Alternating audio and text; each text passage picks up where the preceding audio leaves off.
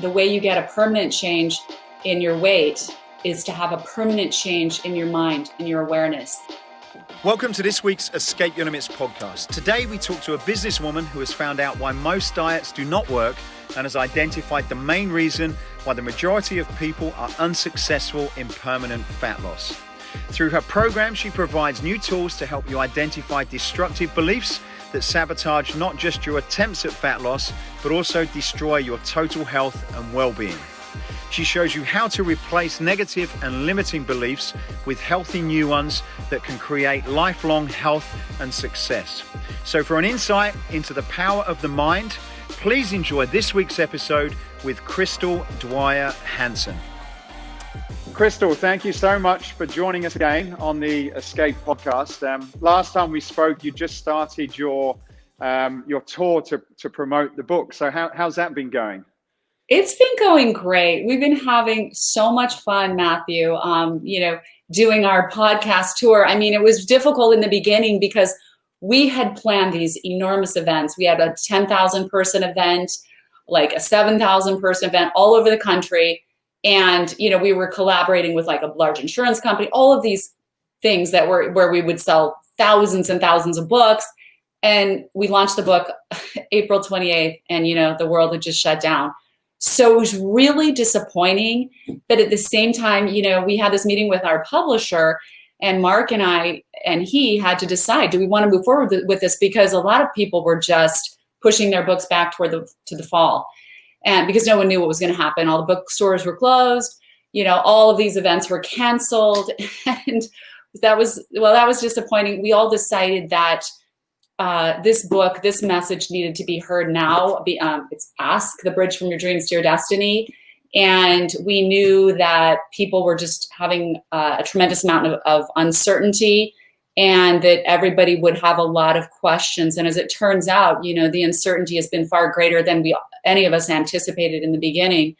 So we're very thankful we launched it. The feedback we're getting on the book is remarkable. It just touches my heart, and it's kind of my gold right now because people write in and say, I was completely stuck and devastated, and now I have hope again because, you've given me the pathway forward. Because, in the book we talk about, it's all about asking questions, but we say the three channels through which to ask are ask yourself, ask others, and ask God. And each of those channels is equally important and will help you create that bridge from your dreams to your destiny. Yeah. Well, with the, since writing it, you obviously sort of had a kind of idea in your mind about what you wanted to do and how you want to impact people. What has there been any sort of surprises when you've gone out and you've started to discuss this that you didn't think when you sort of set on the course of creating the book? One of the surprises is the reaction that I've been getting we start the book off with the fable of Michaela. It's like a parable, and the fable of Michaela is set in the time of kings and queens, right? And Michaela starts off, she is literally an indentured servant at a stone quarry, and her days are all about, taking heavy stones, heavy rocks, and moving them from one place to another. And she's lost all hope. She lost her parents, first her mother and then her father, one after the other. And then her house was taken away from her. The bill collectors came along and took the house because of the medical bills her mother owed. So she's sleeping in a grove of trees. So she just has a complete level of hopelessness and loss. And she falls in an exhausted sleep one night in the grove of trees. And this being comes to her in her dream and takes her on this journey and shows her this beautiful, sparkling destiny bridge. And he admonishes her to, he says, Michaela, the secret is you need to start asking and never stop. And so she wakes up from that dream and instantly she feels different. She knows something really important and significant happened. And she's seeing the world instantly differently, a little bit differently. So all throughout the day, she starts, in the next days and the weeks that pass, she remembers what the being says. And she starts to become more curious about everything around her. She starts asking and wondering about people, starts asking them the questions, starts asking about what's really happening. And little by little, her hopeless world and her helplessness start to expand.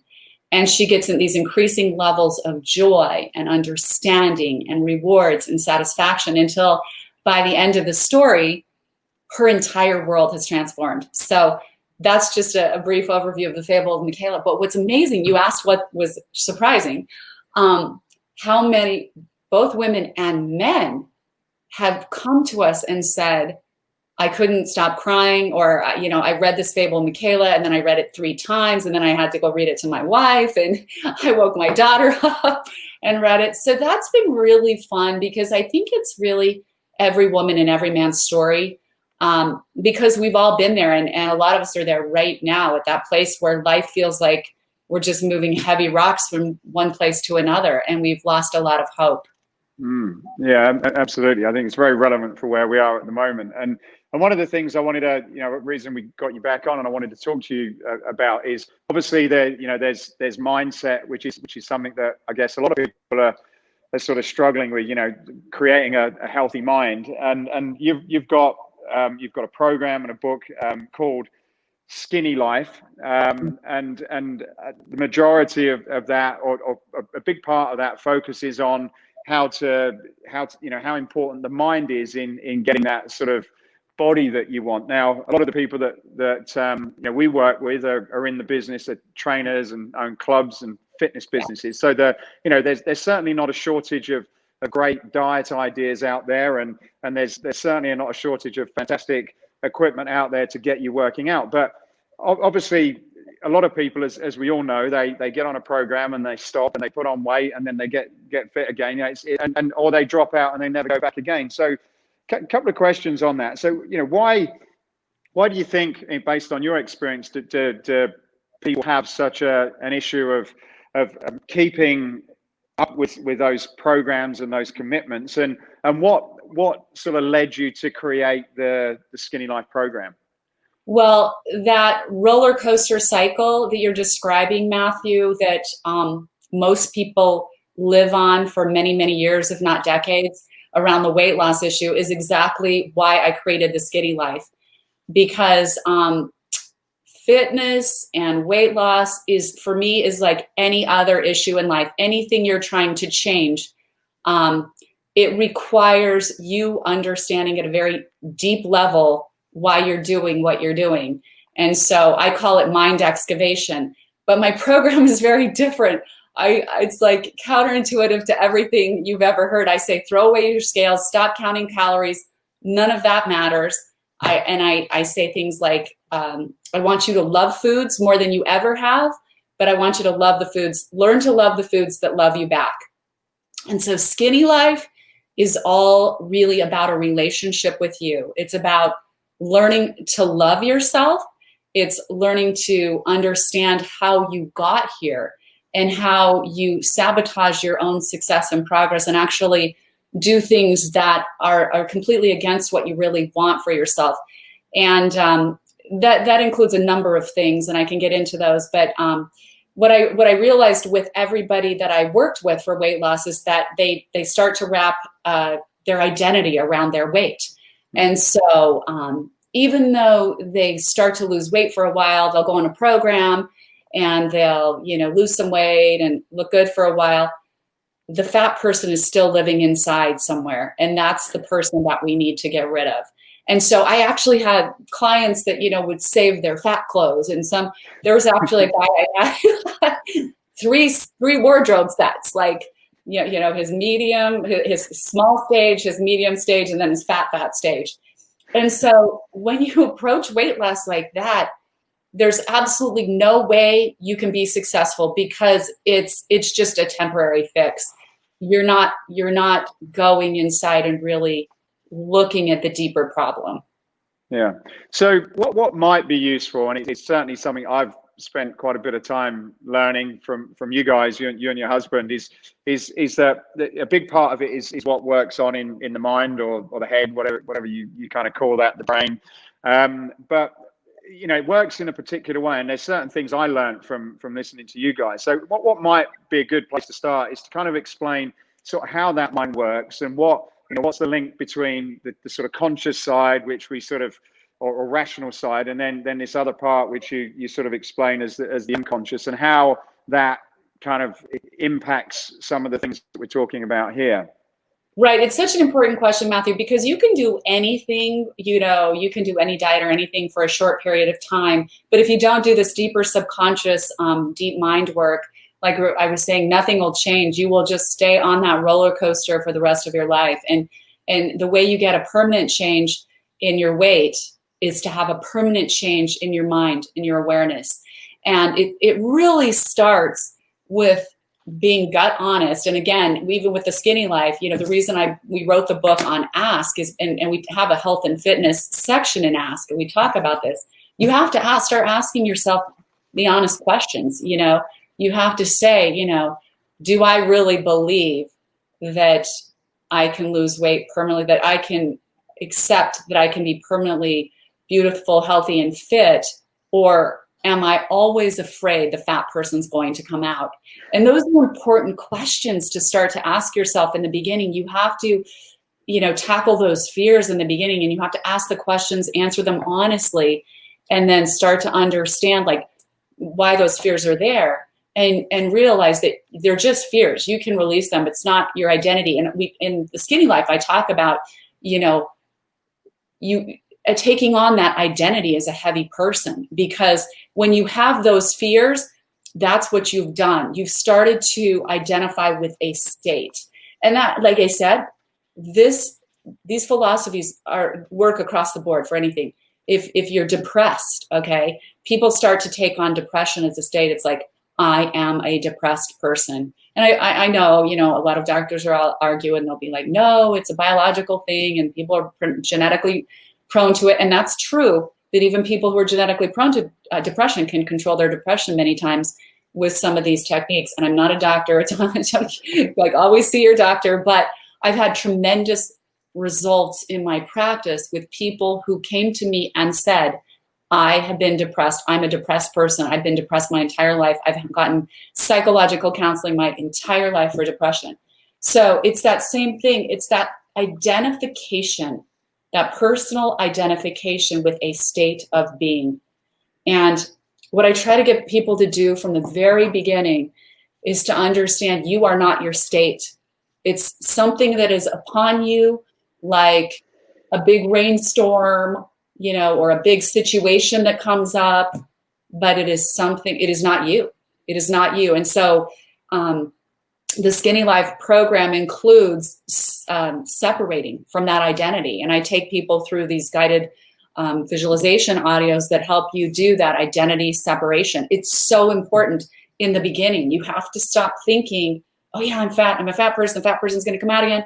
All of these fears inside, you've got to, stop identifying with that persona and start creating a new persona. And those are actually two different audios in the program: identity separation, and then creating the new me in my mind.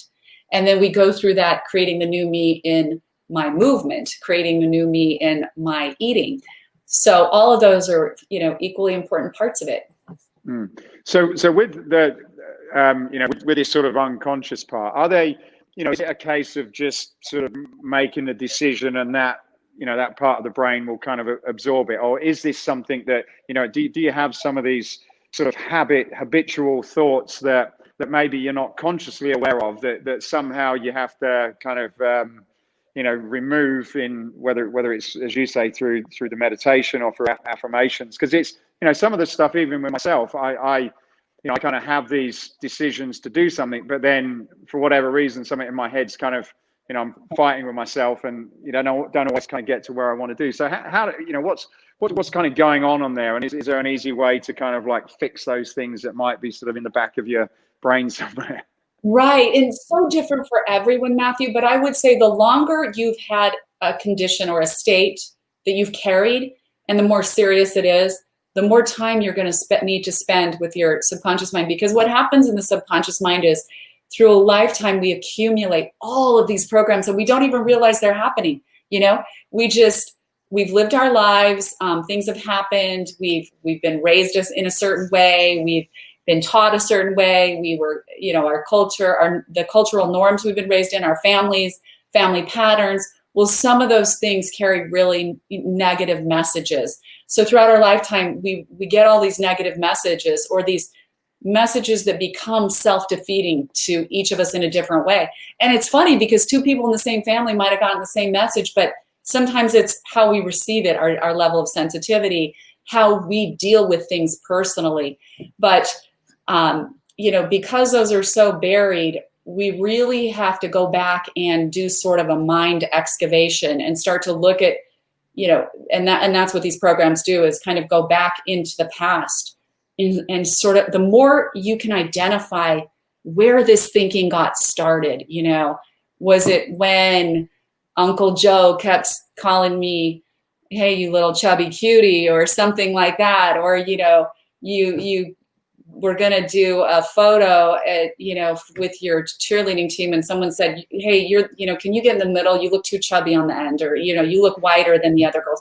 All these things that start to add up, and it could really create self-defeating programs. So it's super important to go back into your past, because once you identify it, you can really make a deliberate decision to go, I'm not going to accept that for myself anymore. It's really a lie, and it's just a program that is in my mind, and it's been played over and over again. The more you play a program over, the easier it is to repeat. So depending on how much of that happened, whatever the thing is, that'll depend on how much work you need to do, because it's sort of like your mind is like a jungle in the beginning. The first time you make those neural connections, because the brain works in efficiency. So once something happens, an event happens, or a traumatic thing or an emotional thing, it creates this pathway and these neural connections. Well, if it happens again, it's like cutting through the jungle the first time it happens. So once it happens again, it's a little more cut down, it's easy. Pretty soon you do it again and again and again. Someone keeps telling you you're worthless, you're worthless, you're worthless. It becomes a well-worn path in your brain.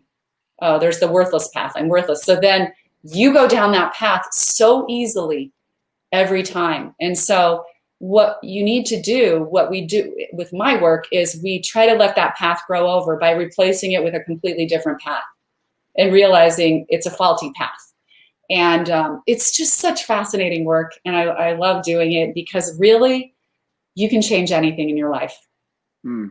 And do you find that in some cases, people that may be suffering with weight issues, they may not even know that they've got these sort of, some of these negative things where, maybe somebody in the family said something and they picked it up and they've just taken on that identity, but they don't actually realize it until they start, someone like yourself starts going through that with them, and and that's why they can't ever sort of progress, do you think? It's such a good question, Matthew. And you know what? That's almost everybody.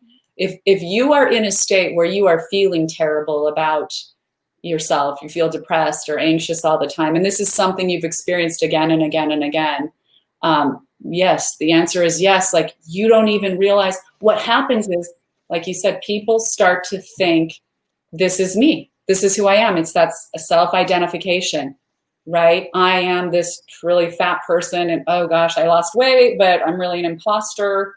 I hope no one finds out, or, someone has never felt successful and they finally get some success, some degree of success or something, same thing. Oh my gosh, the identification with that loser, maybe the father said you're never going to amount to anything, right? How are you? Just go get a job at the gas station. These are messages that people have gotten throughout their lives, and even people who have better upbringings and things happen that shut us down. Life rejects us, and so we all have little bits of this baggage inside of us. There's so much benefit to really going in and doing what I call mind excavation. It's like digging under the ground. Let me just tell you a quick story, because I think it's a good one for people to understand what it's like. So I was building a house. It was like I built several houses because I love real estate and I'm an investor and things like that. So I was building this incredible house. It was like a 13,000 square foot house. It was going to be our house, our, kind of this dream house. So we bought it on a piece of land that was an historical property. But before that, they had cleared the property of the buildings that were there, just buried all the buildings underneath and turned it into a golf course like 60, 70 years before we bought this piece of property. Then the golf course it was a tiny golf course, wasn't really super successful. They sold the golf course off and turned it into lots again. So we bought this beautiful lot that was facing the mountain. And so the day is ready to dig the foundation. And I'm so excited. I can hardly wait because I love building houses and I love that. So the builder calls me and says, I've got a problem here. We started digging and we ran into some debris and I can't go any further. He's like, I got to order the hard diggers. There's a lot of stuff under this. Well, we didn't know at the time they had buried all this stuff.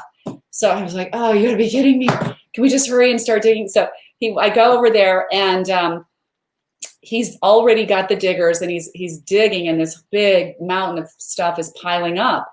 And I had just picked up my daughters from preschool. So they ran over and they started digging through this pile of stuff.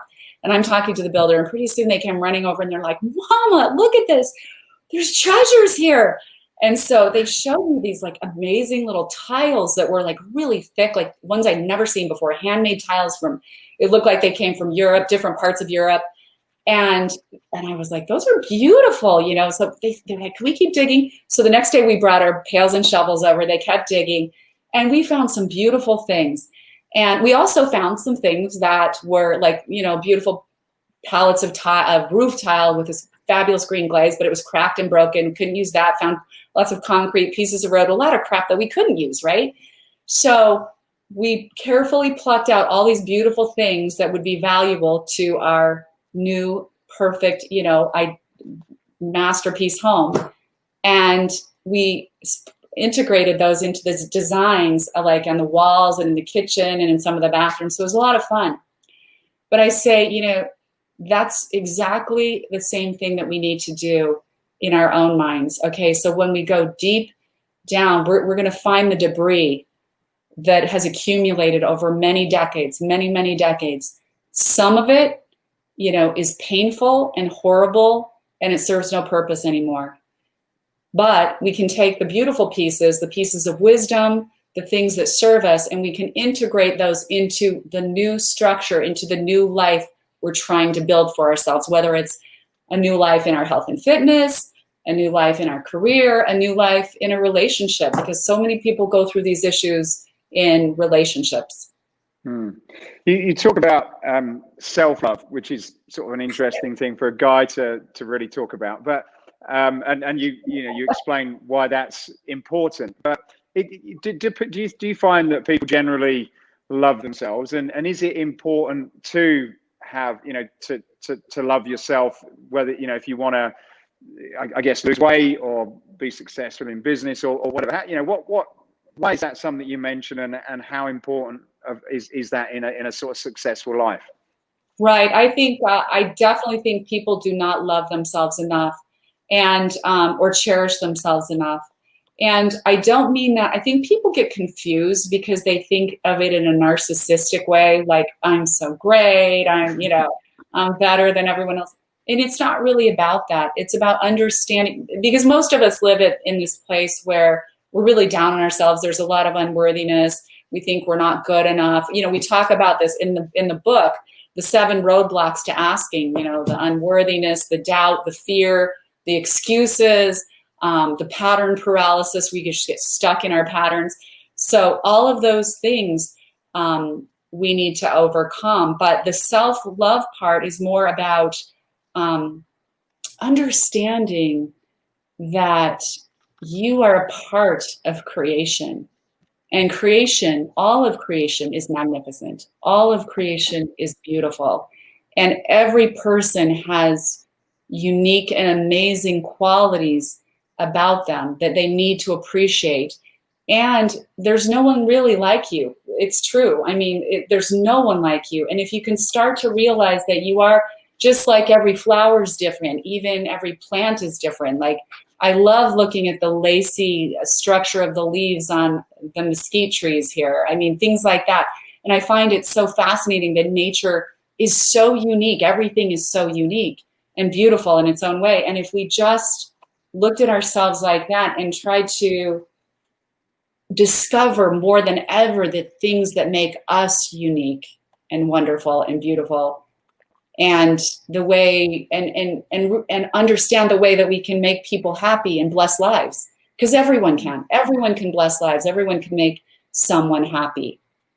And the other point which I was interested if it's connected is you also talk about your sort of self-image, and is that connected to self-love, and is that something that you have to work on in terms of, because it's, you know, for me it's kind of a weird thing to sort of think about, you know, one, loving myself. I've never really spent too much time about it, and I guess, like you say, you got one extreme where you got people who are like, I'm brilliant, I'm great, and maybe that's a bit more ego, but then there's genuinely, like, you know, I can sort of still have difficulty saying it, but, you know, I love who I am. And I can also see the opposite. Whereas if you don't love yourself, I can see how that can manifest itself in your life. But is this, you know, the self-image connected, and is that something which you work on, where you kind of create this self-image of yourself, which goes to serve what you're trying to achieve? Yeah, definitely, it's connected. And I think once it's really about, I love the word appreciation, because when you start to appreciate just the qualities that you have, you know, and don't compare them to anyone else.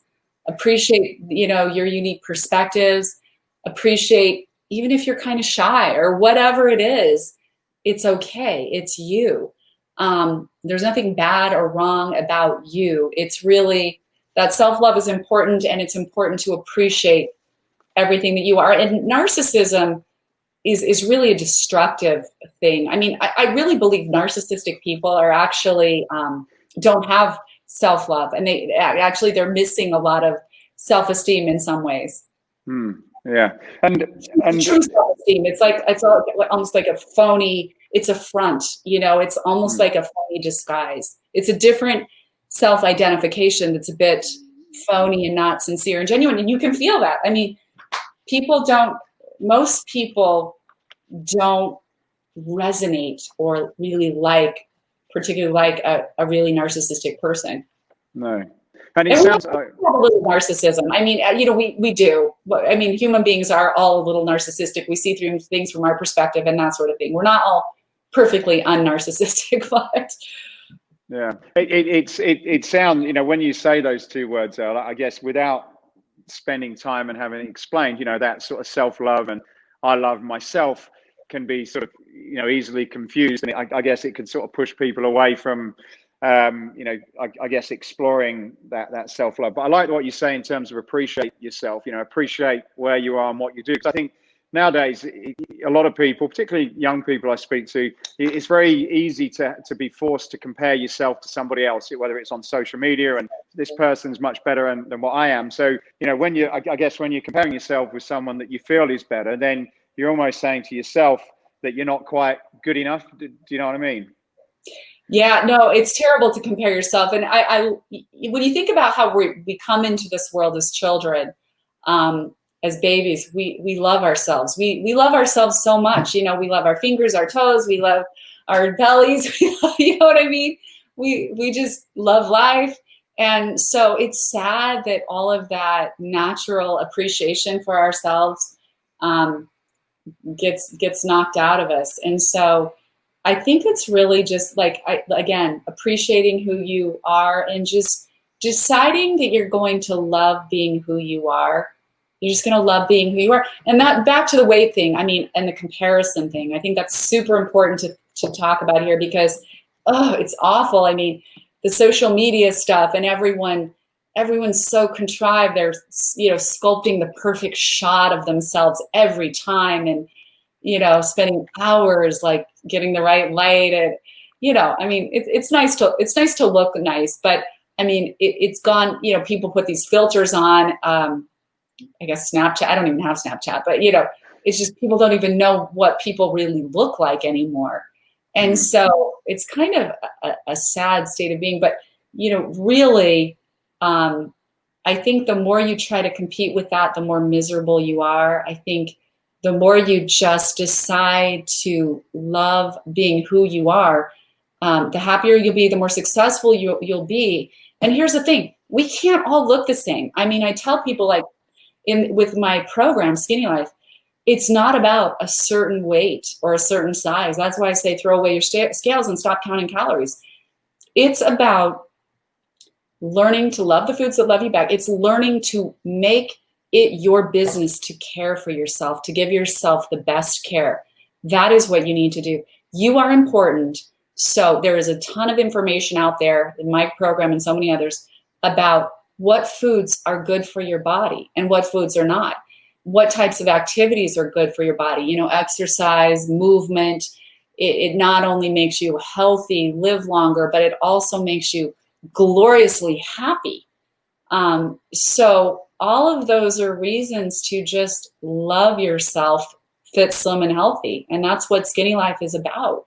And it's not, we're not going to be, I'm not the same size as another woman. She's not the same size or shape as the next woman or man. I mean, you know, it's just, we can't be that. We need to say, you know, there are petunias and roses and hydrangeas and poinsettias, and there are, you know, thousands of different types of flowers, and there are thousands of different types of body types in human beings. And so that's okay. The most important thing is, are you nurturing you, the body that you were born with? Are you caring for it? Are you appreciating it and loving it? There's obviously, you know, if people want to know about this, they can get the book and they can, you know, go get part of your program. But if people want to sort of, you know, just want something where they can take away, they've listened to this, and maybe they're trained people, or maybe they're just listening to this and wanting to use this for themselves. You spoke to thousands of people from around the world. Are there a couple of key things that, you know, even if you don't have that interaction with someone that can do it for them, are there some things that you can do for yourself that will sort of, you know, get you on the right path in terms, you know, as it relates to some of the things we've spoken about today? Right. I think the things you can do are spend that time with yourself. I love to say spend at least 15 minutes in the morning checking in with yourself and asking yourself those questions.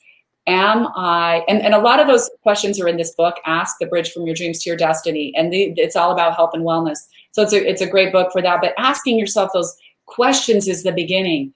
You know, am I willing to love myself? Am I willing to do what it takes to create my best fit, slim, healthy self, whatever that is?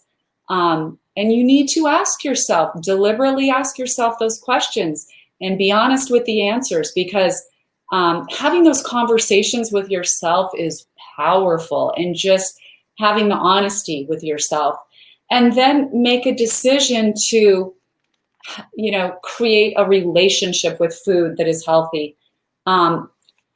You know, I say, look at food like you're an artist, and this is a beautiful work of art that you were given.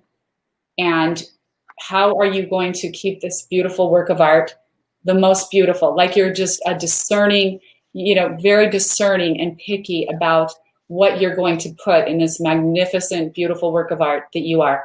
And make it your business to know. The information is out there. So do those things and start to have fun with it, you know.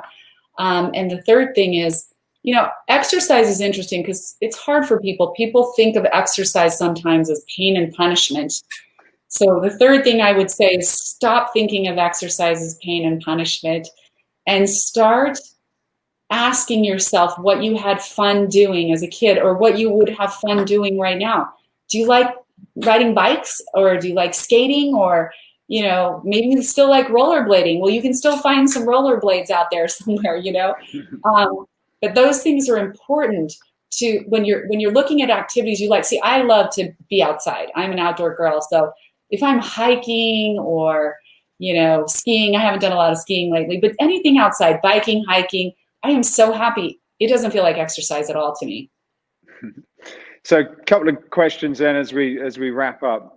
When we spoke last time, you and your husband told us about, or told me about how you spend some time every single day working on your goals, and within your program, you mentioned that people don't know or don't have a clear understanding of what their expectations were. So I said to my wife, you know, we should do what these guys are doing. I think it's a great idea, and we So we did it. We went and we got on. We did it for about 20 something days, and we got on so well. You know, one, it kind of connected us together, which was great, because we don't normally spend that time talking, not in the same way. And we started talking about where we want to go, what we want to get from our relationship. And we kind of did it every day, and we filmed it, and we said we were going to try and do 30 minutes a day for 30 days. But we got to about 25, and then we kind of it stopped. You know, life got in front of us, and we were both extremely annoyed about it, and we both fully understand the value, and we're going to start it again. And we're both quite sort of, I guess, motivated people. What are some of the, I guess you've been doing it for a long time, what are some of the things that you could say about how to, you know, what could we do to get back on track with that, for example? Get back on track. That's a great question. I'm so happy to hear you and your wife have been doing it. And it is really miraculous. Isn't it remarkable how much it bonds you? I feel you accomplish so much more. You're on the same page. You're of the same understanding, and life is more exciting. One of the things we do, we have created a space that is like our meditation space. We have a big open living room, and then we have a big family room as well. Well, the living room doesn't get a lot of use, but so we have this corner of the living room that has these two really comfortable chairs that kind of rock and tilt, that kind of look, and so we can twirl them around and look at the Sonoran Desert. But we have a lot of really beautiful geodes, and we just have like this perfect space. So I think creating a perfect space is an important thing in your life, because we all want to be in, you know, nice, beautiful spaces. I think it kind of pulls us in, and calming spaces. And we happen to love crystals and especially just the natural rock geodes. You know, we have big ones that are from the ground. It's like nature's jewelry. I find it really fascinating. So just creating that space I think it makes you excited to return back to it. I think that's an important tip to remember. Yeah, I think that's a great idea, and it's not we've been doing it in just anywhere we can find a space. But I think having that place where you're looking forward to go, and then you sort of relax. I think that's a good idea. But what I think it's important for me to say that, you know, some of the stuff that you're saying, you know, and you said on the previous podcast about thinking and setting your goals, although they sound very easy things to do, I guess my example is they take a lot of work. You know, it doesn't just happen. You've got to work as hard at doing that as what you have going to the gym, for example. So, you know, thinking's not easy, which I guess is why people don't do it. But we certainly can say with, you know, 100% certainty how much we progressed in just 20 days. It was amazing. So I'd recommend it to anyone. That is wonderful. I'm so happy to hear that, Matthew. It's fantastic. So final question then, Crystal. And Escape Your Limits is about escaping what you've believed is impossible and gone on to make it possible. You guys have been doing some amazing stuff over the last few months in terms of promoting your book as a couple. What would be an example of where you guys, in this promotional process, what would you say is an example of where you guys have escaped your personal limits as it relates to promoting your new book, Ask? I would say we are making some incredible connections because we're just getting out there. And that's the thing about getting out there, putting yourself out there. You know, one podcast leads to another podcast, leads to another person who knows another person. And when you're doing your best work, you will be seen. You will be seen and you will be noticed. And that's what's happening. So we're connecting with some unbelievable opportunities. I can't really talk about them right now, but I mean, some huge stuff, like really big, where people are like, we love you guys. Oh, some of the stuff I can't even, you know, we want to talk to you about these, like we've got probably 3 gigantic things right now that we're discussing right now with people that we wouldn't have met had we not gotten it out there and started podcasting, as crazy as that sounds. I mean, as well known as Mark has been, especially, and we've been around the world and we connect all the time with really amazing people. But it's just when you network and you reach out to people and you put yourself out there, things happen.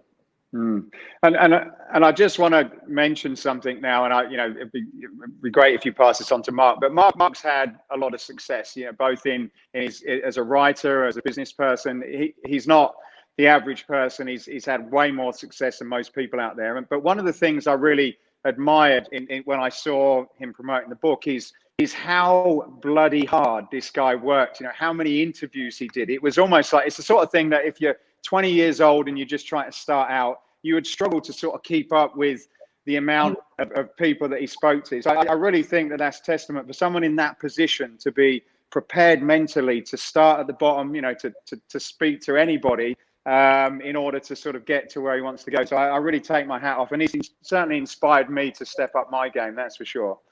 That's awesome. Well, he is an incredible, Matthew, what you said, people don't realize he has a work ethic like I've never seen before. And Mark does not have airs. He has like this childlike quality where he's always open to, lives in wonder. Like he believes he can learn something from anyone. And here he's had this like extraordinary record-breaking success, but he doesn't have airs about it. It's a beautiful quality. Fantastic. Well, look, thank you for your time today. I appreciate you coming back on and sharing, answering a few extra questions that we didn't get a chance to cover last time. And I hope to catch up with you guys again, maybe in person at some point in the future. Oh, we'd love that, Matthew. My pleasure. Always love talking to you, and you enjoy the rest of your day. Thank you very much. Okay, bye-bye. Hey, I hope you enjoyed this podcast. If you did, then please go over to iTunes and subscribe to the Escape Your Limits podcast. Leave a review, leave a comment. It really would help us a lot to continue to keep these going.